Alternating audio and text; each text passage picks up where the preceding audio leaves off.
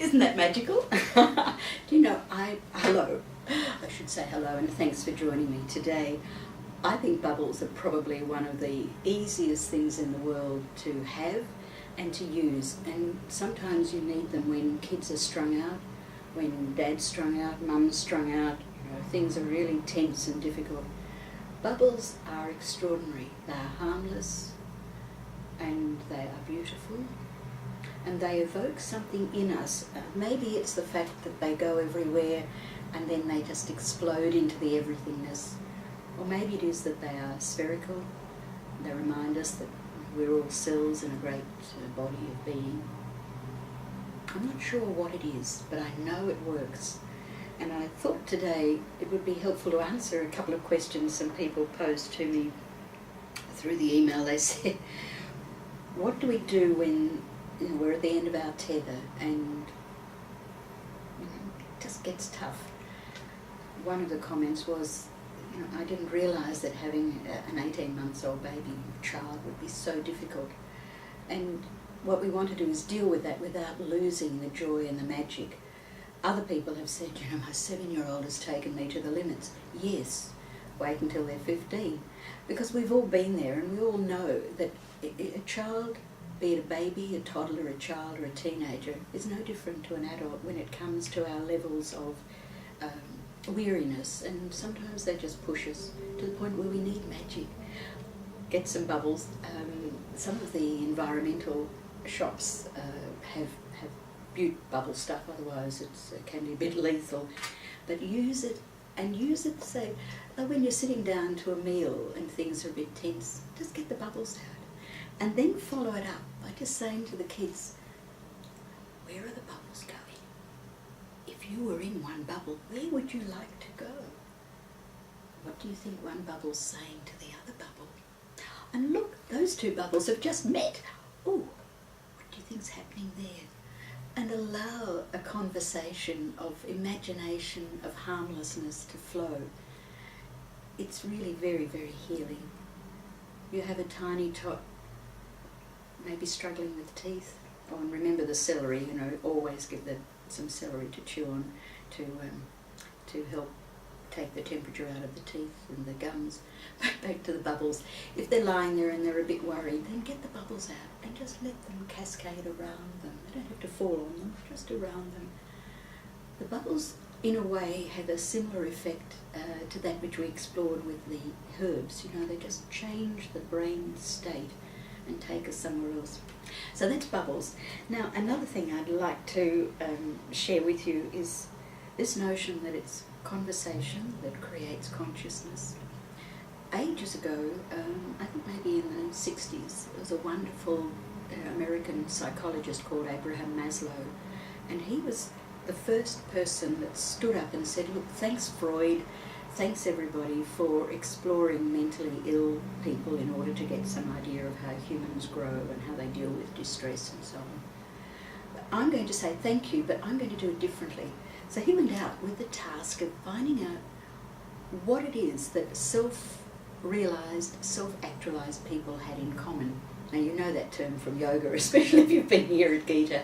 You will have explored different ways of expressing this idea of self-realisation, transformed humans. It's somebody who is not going to be the subject of bullying, somebody who is strong and able, but not arrogant and not a know-all, just complete within themselves. So Abraham went out and he did, that's Abraham Maslow, not the original Abraham, and went out and did this surveying thousands and thousands of people, and the conclusions stunned him and they stunned us. They stun everybody who reads his work. He found that there were only 2 factors, just 2, that all these people had in common. One was the advocate, somebody who believed in them. And remember, we've already talked about that, the inspired parent who is there for the child, who says, look, I know you've got cauliflower ears and so have I, but I love you dearly. The one who's there when there's a pain.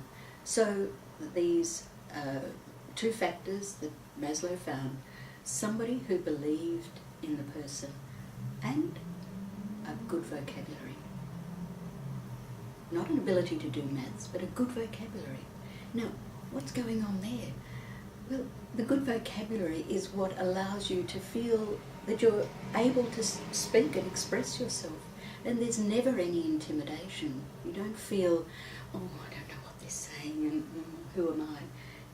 Oh, that's an interesting word. I haven't heard that used for a while. The good vocabulary allows us to participate in life on an equal footing. How to give that to our kids? Now, I've got two things today. One is this classic chart. You've probably all seen it or had it, and even if you've got a 10-year-old, you've probably got one tucked away somewhere. And the other one is an instruction book. I'm going to start with this one and say part of what we need to do as parents is find magical ways of dealing with ordinary things. Now, this task is you rip these off, and then, as you know, the little tiny kid eventually goes, oh, where does that belong? Puts it back there, and we say, isn't it marvellous? He got them all right. She put them all back in the right place. That's fine. But we could also go about it differently. We could say to them, what would happen if you put the pink one on the orange space? Oh. Well, wait a minute. Where are the pink ones? Where are the orange ones? Okay. Let's do that. That's already engaging the child differently. And then if you said to them, how do you think the pink one feels and how? This one. Little mind will look up and will surprise you and probably say something like, it's hungry. Hungry? Where did that come from?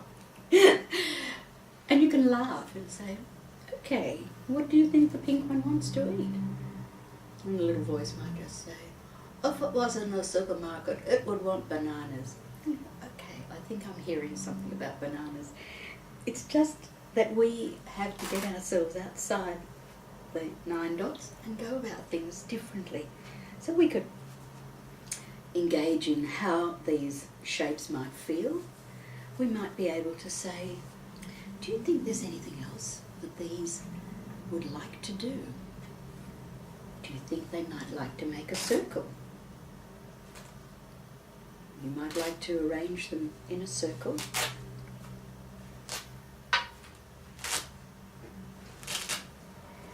And just put that part aside. And here's a magical circle. And so we can then engage the child in a way that allows imagination, predictability, speculative thinking, all of those, just to become part of their natural exchange and for them to know there's more than one way to do something. The other end of the scale, reading instruction books, especially for kids that are beyond about 5 or 6, to open it up and say, you know, that fan that we've got there, it says, your pedestal fan should be unplugged from the wall socket when left unused for a long time. Do you know where the wall socket is? Let's go and find it. And together, especially the dads and the bright sparks that you have, can go and engage in what is a socket. Why do we call it a socket? You can then take it around to, should that be the case for other things? Should we unplug everything which we're not using for a long time? Because it says here, when left unused for a long time. So does that mean just one day? Or do you think they're talking about several days? That's the type of engagement that we can have with our children from this end right up to their teens. So I'm going to leave you with the challenge this week of either blowing bubbles or going back and finding something which is familiar and tipping it upside down, exploring it differently. And when all else fails, read the instruction manual.